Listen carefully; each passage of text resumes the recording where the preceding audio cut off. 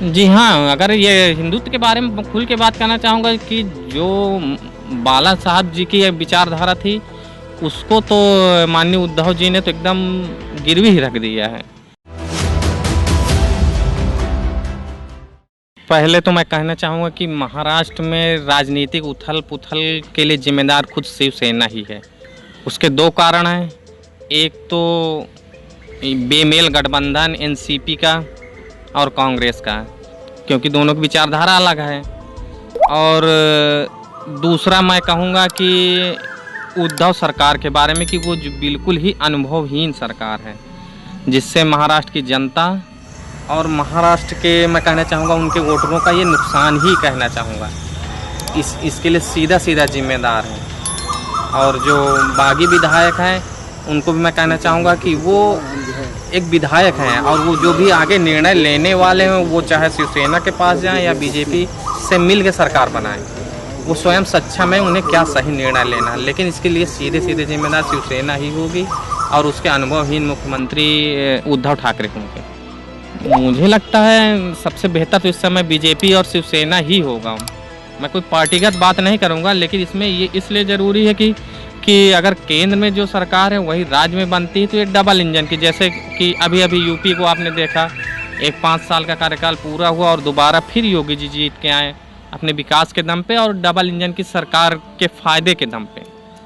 तो ठीक वैसे ही मैं चाहूँगा अगर ये निर्णय विधायक वहाँ के लेते हैं तो ये उचित होगा महाराष्ट्र की जनता के लिए। एक डबल इंजन की सरकार महाराष्ट्र को विकास के पथ पे आगे ले जाने में सक्षम होगी। देखिए अभी 1-2 दिन में फ्लोर टेस्ट की बातें चल रही मीडिया में और मुझे तो नहीं लगता है, लगभग ना के बराबर है। लेकिन अब राजनीति का आसों का खेल है, उम्मीदों का, लेकिन लगभग ना के बराबर उम्मीदें हैं कि ये सरकार अब आगे एनसीपी कांग्रेस और शिवसेना की चल पाएगी, लगभग ना के बराबर। शिवसेना ने क्या हिंदुत्व का रास्ता पूरी तरह से छोड़ दिया है? जी हाँ, अगर ये हिंदुत्व के बारे में खुल के बात करना चाहूँगा कि जो बाला साहब जी की विचारधारा थी, उसको तो माननीय उद्धव जी ने तो एकदम गिरवी ही रख दिया है, क्योंकि वो स्वयं ही इस बात के पक्षधर नहीं थे कभी भी कांग्रेस की गवर्नमेंट आए। वो एक तरह से इनको कहते थे ये हमारे यहाँ अभी भी काले अंग्रेज हैं जो यहाँ है, सोनिया गांधी के बारे में। लेकिन उद्धव जी ने राजनीतिक लालच में आके गठबंधन किया और उसका आज परिणाम ये सामने है। अगर पूरे मैं शिवसेना दल के बारे में या पार्टी के बारे में बात करना चाहूँगा तो इसके लिए सबसे ज़्यादा जिम्मेदार संजय राउत। उन्होंने कई अनुभवहीन बयान दिए, कई अनुभवहीन निर्णय लेने पे मजबूर किया उद्धव सरकार को, और जिसका परिणाम आज सामने है। और वो आज भी ये दुखद है कि उनकी बातें, उनके बोलने का तरीका बहुत ही अभद्र है और इसके लिए पूर्णतया मैं जिम्मेदार संजय राउत जी को ही लेना चाहूँगा।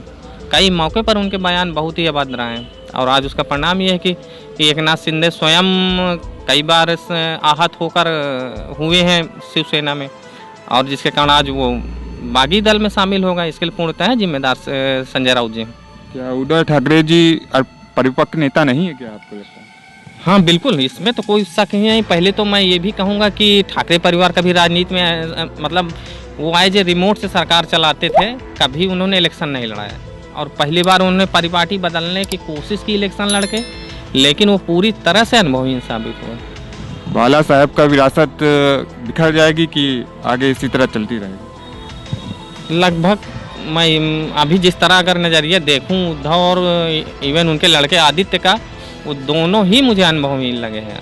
और नहीं, अब कौन कयास लगाए तो नहीं जा सकते, लेकिन लगभग अभी मुश्किल है कि बाला साहब की विरासत को आगे बढ़ा पाएँ, लगभग मुश्किल है। पहले शिवसेना ने भाजपा के साथ गठबंधन किया और फिर गठबंधन तोड़कर शिवसेना वो एनसीपी और कांग्रेस के साथ चली गई।